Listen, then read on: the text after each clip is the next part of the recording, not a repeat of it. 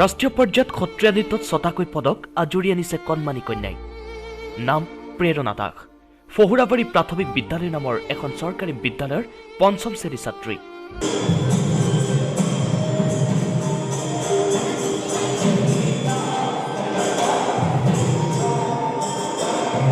গুৰেশ্বৰ ফহুৰাবাৰীৰ পিতা নাৰায়ণ দাস আৰু মাতৃ চম্পা দাসৰ জীয়ৰী প্ৰেৰণা দাস।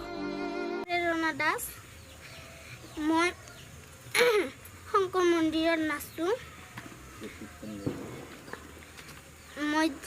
মই দিল্লীৰ ফাৰ্ষ্ট পাইছোঁ সত্ৰীয়া নৃত্যত।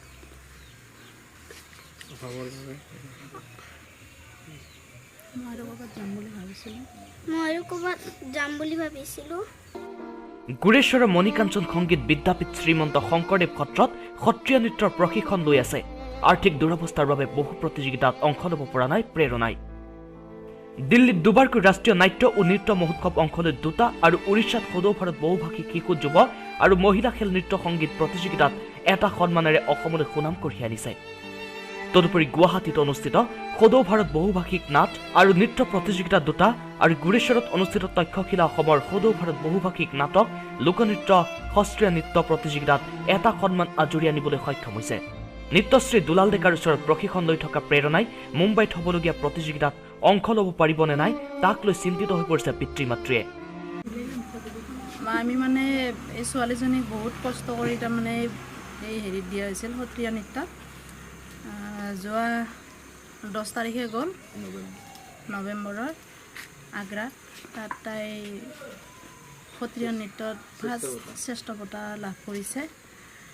তাৰপিছত আমি আৰু তাৰমানে ক'ৰবাত নিম বুলি ভাবিছিলোঁ, নোৱাৰোঁ, আৰ্থিক অৱস্থা বেয়া। তাইক বহুত কষ্ট কৰোঁ, ময়ো কষ্ট কৰোঁ তাইৰ লগত। 4 বছৰৰ পৰা মই 12 কিলোমিটাৰমান অন্তৰলৈকে মই লৈ গৈছিলোঁ, আন্ধেৰিঘাটলৈকে লৈ গৈছিলোঁ মই তাইক চাইকেলত কৰি।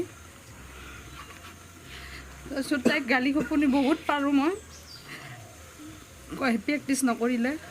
বহুত কষ্ট কৰিছে তাই। সেইদিনা যোৱাৰ আগদিনাখনো ৰাতি যাব নাপাম বুলি কান্দিছে। তাৰপিছত আকৌ যোৱা হ'ল দেউতাকে। চাহ তামোলৰ দোকান দি ঘৰ চলা পৰিয়ালটোৱে চিন্তাত পৰিছে। প্ৰেৰণাৰ সপোনৰ বাবে এতিয়া আপোনাৰ অলপ সহায়ৰ প্ৰয়োজন। আপোনাৰ সহায়ে প্ৰেৰণাক আগুৱাই যোৱাত সহায় কৰিব। পৰিয়ালৰ 7896124967 যোগাযোগ কৰি প্ৰেৰণাৰ পৰিয়ালক উৎসাহিত কৰি প্ৰেৰণাৰ সপোন বাস্তৱিত কৰিব পাৰে। গুৰেশ্বৰৰ পৰা Nayan Rajbongshi, news 13 north east Assam.